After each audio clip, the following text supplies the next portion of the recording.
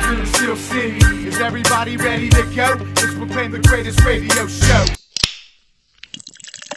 Welcome, fans, to another episode of The Spread. I'm your host, Jim Stella, in studio with Big Easy.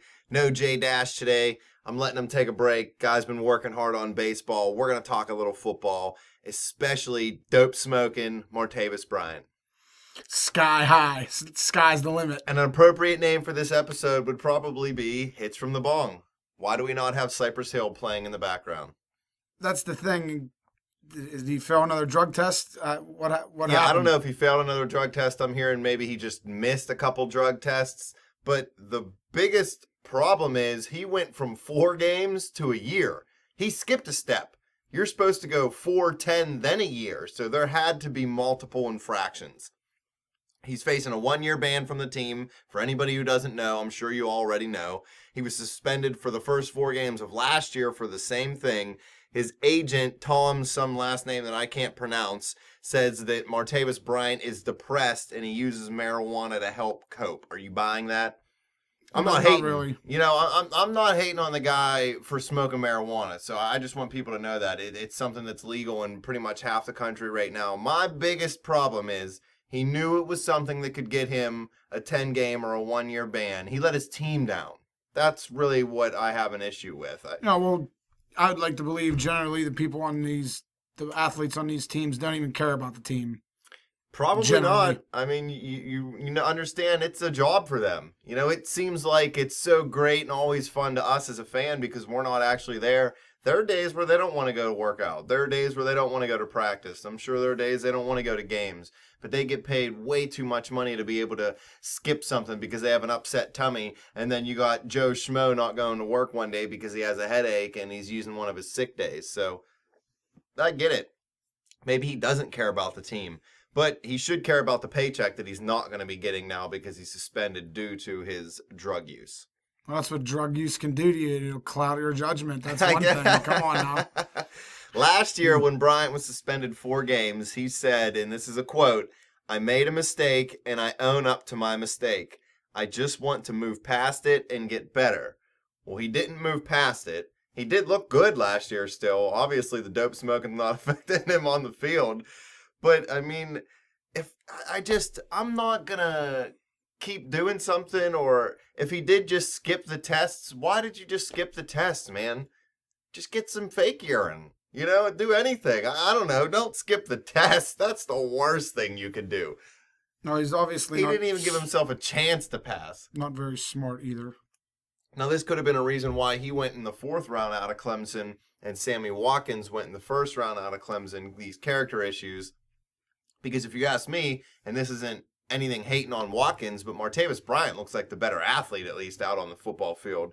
Now, I know Watkins has had no quarterbacks up in Buffalo throwing the football, so that doesn't help. But Martavis Bryant's a beast. In 2014, on only 26 catches, the guy had almost 550 yards and 8 touchdowns.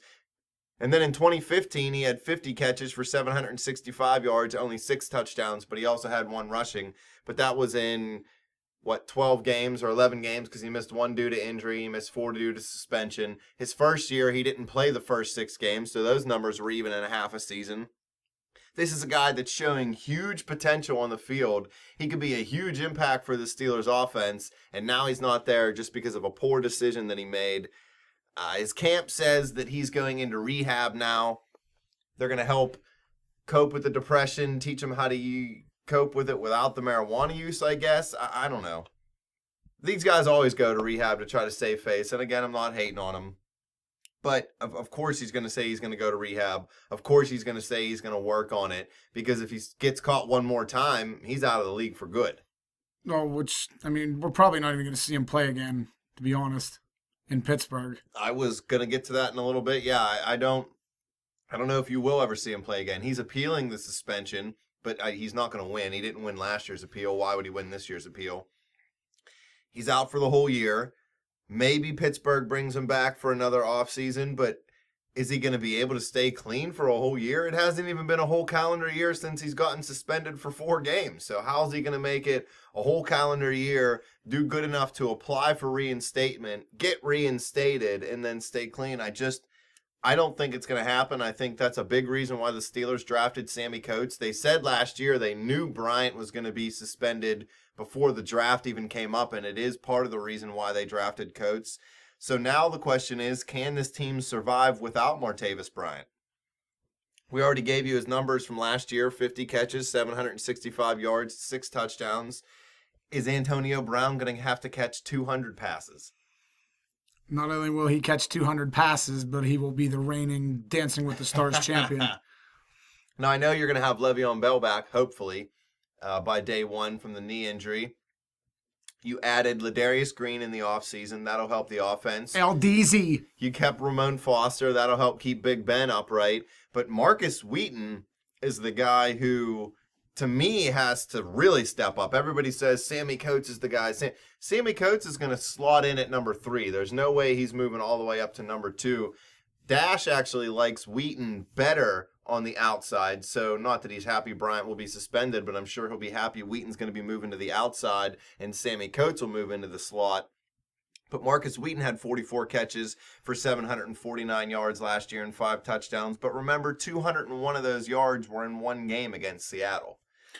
It truly, to me, it boils down to, I mean, it's not like we have, Brandon Whedon at quarterback. So it's not like the receivers are going to have to be the best for our passing game to survive. We have a great quarterback, so which helps these receivers. Are we going to be hurt by the loss of Martavis Bryant?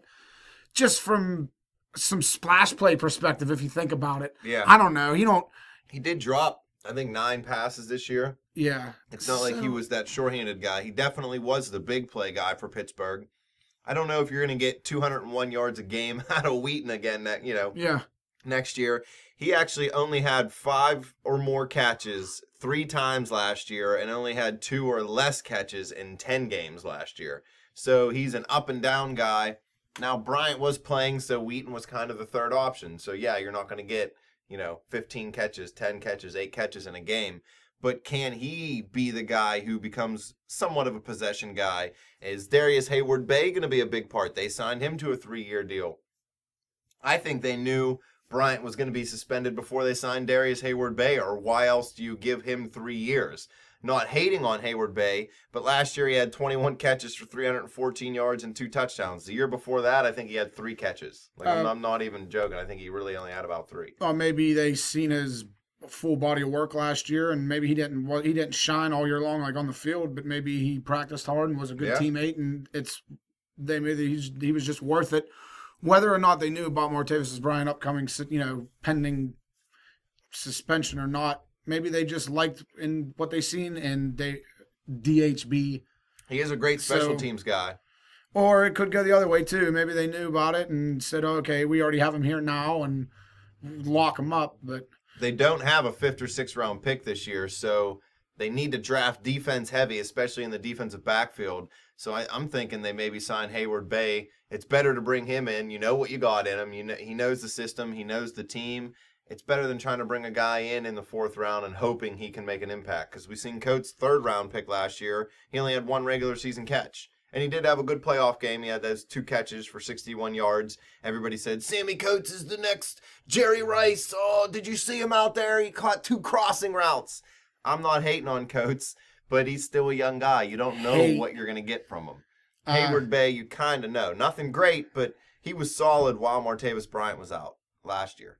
I'd think that Wheaton we're going to see more production from Wheaton than DHB this year. I mean, I know they're not the same receiver.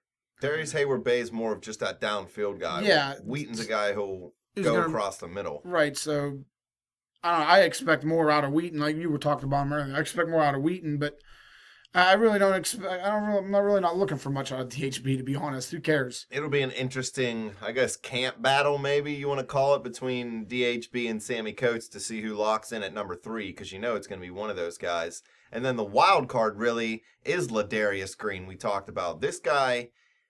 He'll be a better pass catcher than Heath Miller was this last season. I'm not saying, prior, he was great when he was young, but you could tell when Heath caught it, he wasn't going very far anymore. His knees are beat up. He's an older guy. That's why he retired. Ladarius Green can run. He's only 230 pounds. He's not the prototypical Steelers tight end. He's not going to stay in and block as much as Heath Miller did. This is a guy that can get down the seam and make plays. So he will put stress on the safeties, which might actually open up the deep ball for Sammy Coates. Mike Wallace had great success in the slot going deep in his first 2-3 years in Pittsburgh. Even his rookie year, he didn't catch a lot of passes, but he had a lot of yards. He had a high yards per catch. That's all we need out of that third receiver if Ladarius Green can step up and catch 60 passes. He only played part of last year due to concussions and Antonio Gates playing in front of him, but he had 37 catches for 429 yards and 4 touchdowns. So it wouldn't shock me to see Ladarius Green haul in 70 catches for 1,000 yards this year. I'm not saying it's going to happen. I'm not predicting it. I'm just saying it wouldn't shock me. Which takes us back to losing Martavis Bryant. Isn't going to mean much. Doesn't look like it. I mean, the way the offense is set up, it shouldn't mean that much. As long as one of these guys can put pressure down the field, that's it. And we both know Antonio Brown can actually a little bit. Not great, but he can. So all we're losing, and I say this lightly, is the big play out of Martavis Bryant. And, I mean, he could take the ball 70 yards anytime he touched it. So that's a big if. But I just, it's not going to cripple us. And for everybody to hate on him, that's up to you. I mean, you want to hate on him, you hate on him. He did something stupid. He broke the rules. It's a stupid rule, but he broke it. So I guess he deserves a suspension. But one more and he's done. So that's it. It's weed or football, literally now. It literally is weed or football now for this guy. That's what I don't understand. Just make the money, play football 5, 6, 7 years, and then you have all the time in your life to smoke weed. Yeah, especially at the amount of money he was going to get for that next contract. Because he would have kept playing so well. He'd have got a huge deal. Probably not here in Pittsburgh, but he'd have got a huge deal. And now, I mean, now he's the likes of Josh Gordon and Justin Blackmon. I mean, what? That's it. What have you heard about those two guys lately? That's where Martavis Bryant is headed. Terrell Pryor is a wide receiver on an NFL team right now. Martavis Bryant is not. So get your head together, Bryant. Get it out of the clouds of smoke. Mm-hmm. Again, we need some more bong rip noises in the background. Our sound effects are lacking without Dash here. Yeah. But that's it. That's all we got. I just wanted to come in and hate on Martavis Bryant a little bit, talk about what the Steelers can do. The Steelers re-signed Willie Gay. They re-signed Robert Golden. That's not huge news. I mean, we kind of both thought they were going to sign Gay. Weren't sure about Golden. But it's nice to see Willie Gay come back, try to help solidify that. He played okay last year. But other than that, that's all the Steelers talk we got for you this week. Moving into a new work schedule, we will get back to our regular football schedule next week and also look ahead to our mock draft that will be popping up. We are not doing 3 of them this year. I don't have that much time. Anything else, Easy? No, that's it. Yins no. Fans, hit us up on Twitter at bet_the_spread. Hit me up on Twitter at betjimthewin. Check out the Facebook page at facebook.com/betthespread. Keep coming back to YouTube and click and subscribe. Put the weed down and click subscribe. Don't forget.